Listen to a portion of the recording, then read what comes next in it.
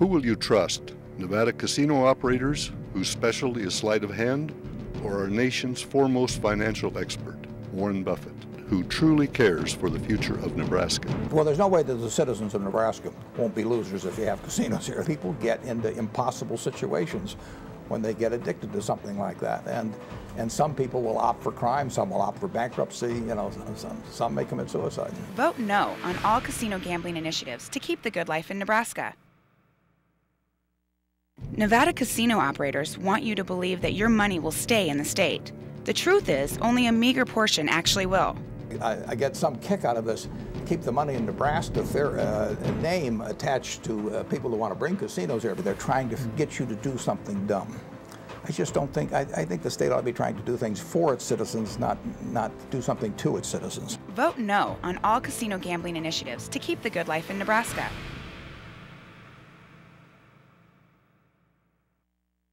Pro-gambling advocates say gambling is good for me. Who are they kidding? I'd never gamble away my family's financial security. Those are the letters I get. These are people that have been tapped out. It's all gone. And use money they've got no business using. And that percentage is not a small percentage.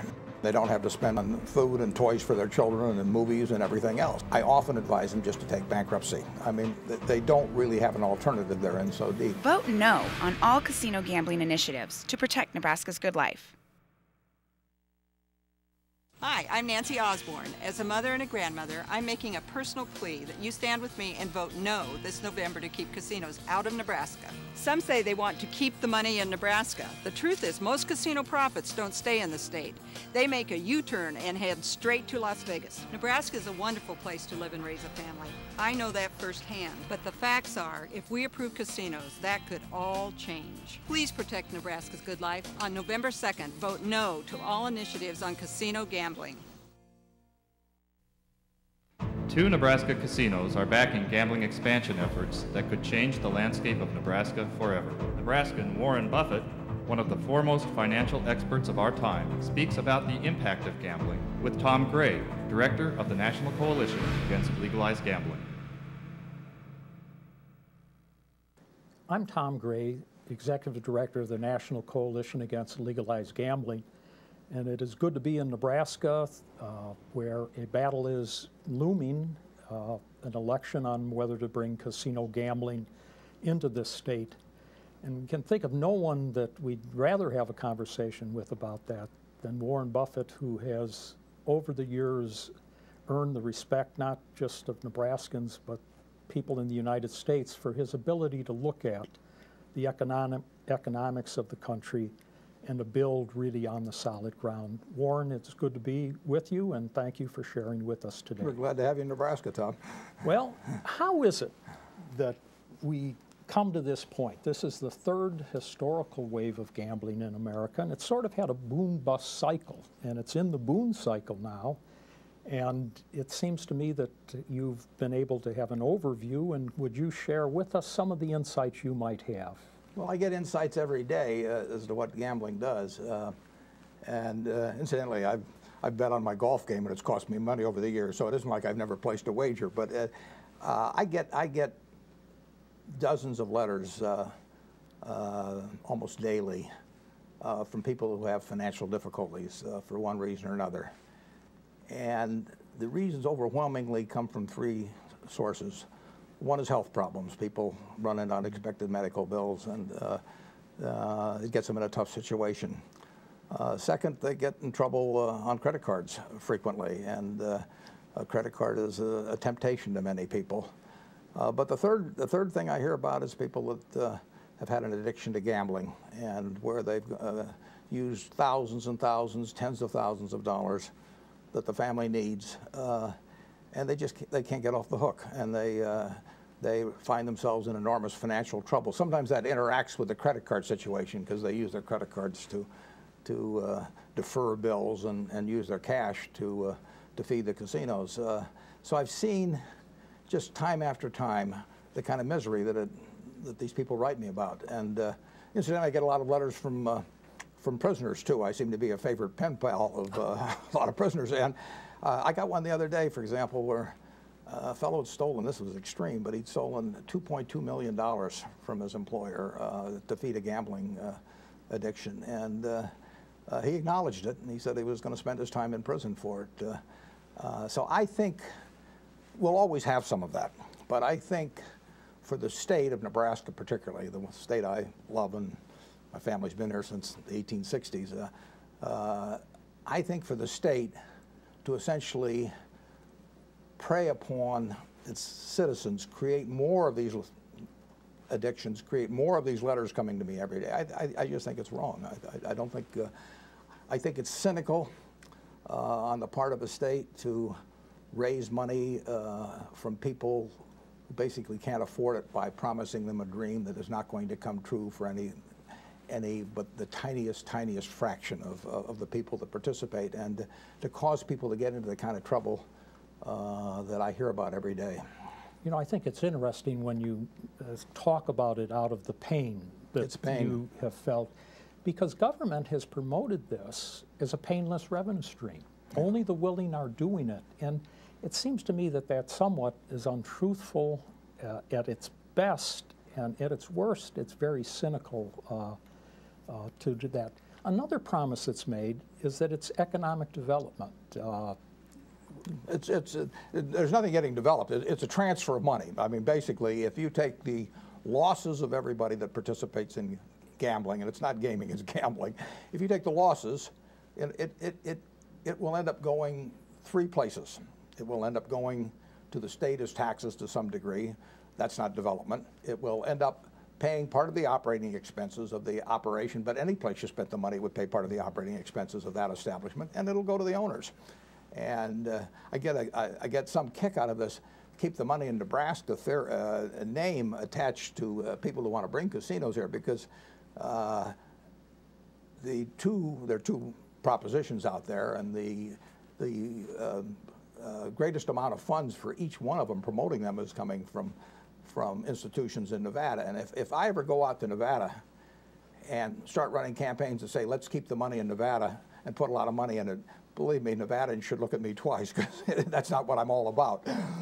Now, you mentioned if we follow the money and if we do the math, you mean the players are losers? Yeah, well, I mean, just assume that Nebraska had this and our Nebraska citizens overall lost $100 million. Well, I think in one of the propositions, there's 35% of the first 15 million and 20% of the next money goes to the state. So some of the money will go to the state. That's just like a tax, basically. That comes right out of the citizenry. That doesn't do any development at all. Some of the money will go for operations, and the rest of the money will go for profits. And the sponsors of both of these are out-of-state corporations. So you're not talking about development for Nebraska when you talk about transferring money to Nevada and the state. And could there be a corollary? We seem to see a pattern. This is disposable money. I didn't notice when I came into Omaha that you had trees growing with gambling money. Could it have an effect then on taking money out of a local economy that might then not be spent on other items? Well, if Nebraskans lose, just pick a figure, 100 million, casinos come in, the number would undoubtedly be larger than that based on Iowa. But if they lose 100 million, I mean, that's 100 million they don't have to spend on food and toys for their children and movies and everything else. I mean, those are the letters I get. These are people that have been tapped out. It's all gone. In many cases, they've run up balances on their credit cards. And frankly, when I write these people back, I often advise them just to take bankruptcy. I mean, they don't really have an alternative. They're in so deep. And the position of the state of Nebraska should not be to create a whole lot more people that are in that position. It seems to me that we've got then a product that's addictive in nature, that creates a certain pain and a cost to that leads to bankruptcies, and oftentimes prison correspondence would mean that there's crime involved. That people addictions produce crime. I mean, addictions produce crime.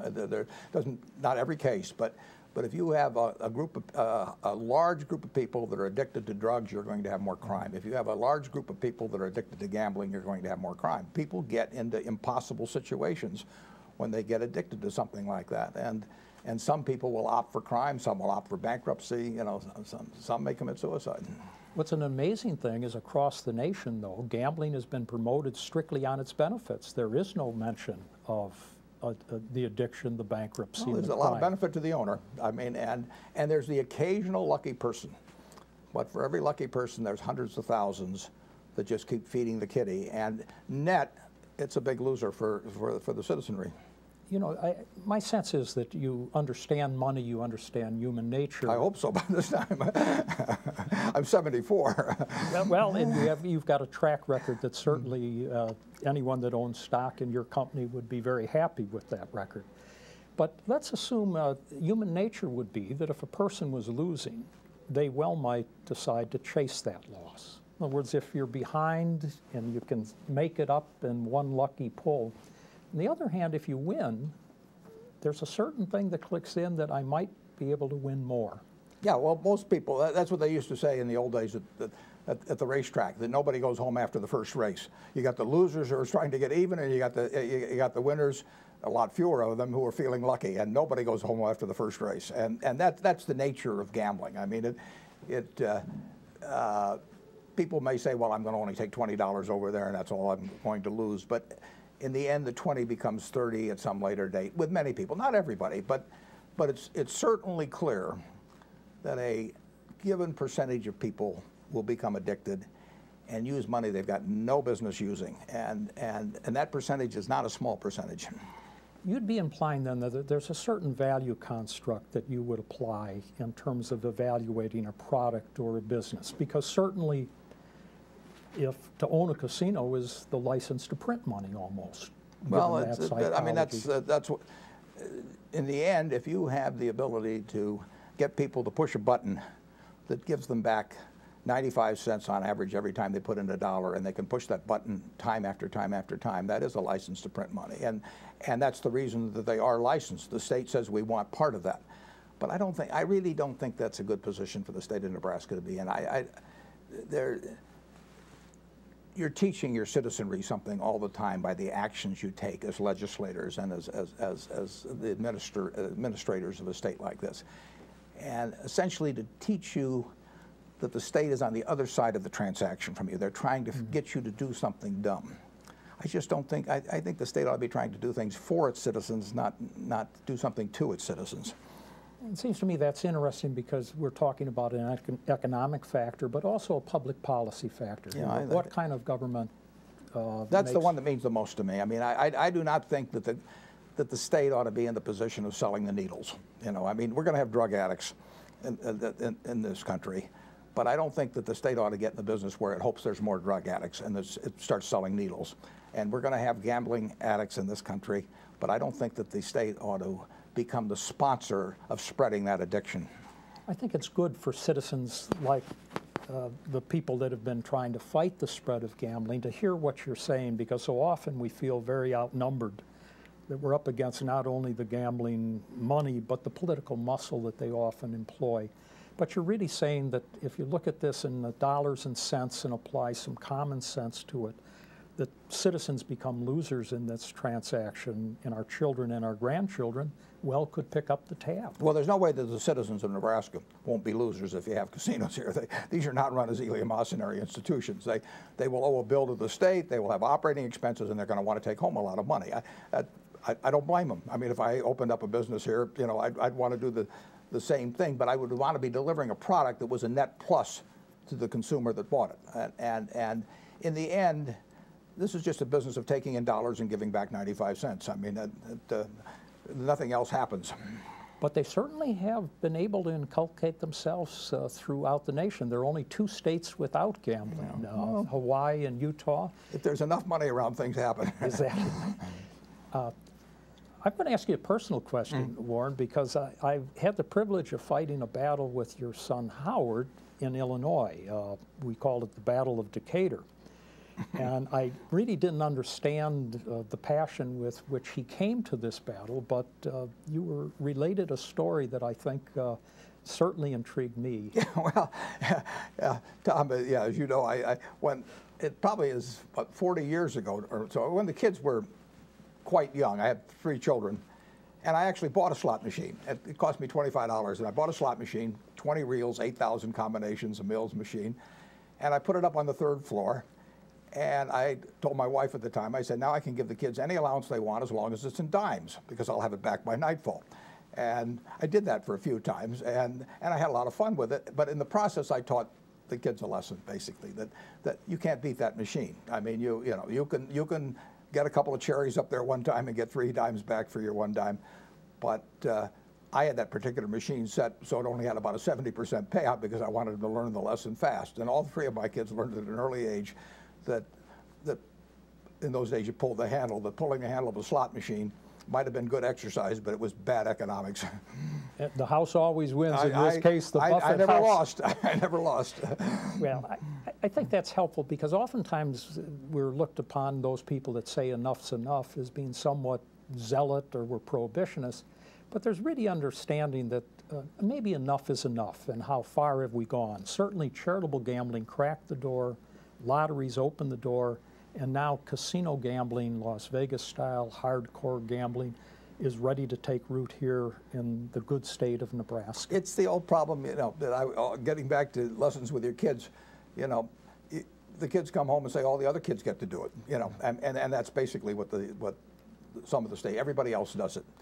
But everybody else isn't quite doing it. A lot of people are, or a lot of states are, but you don't have to do it. I mean, in the end, the state of Nebraska can be on the side of its citizenry instead of figuring out ways to take advantage of them. And I think that's fundamental to government.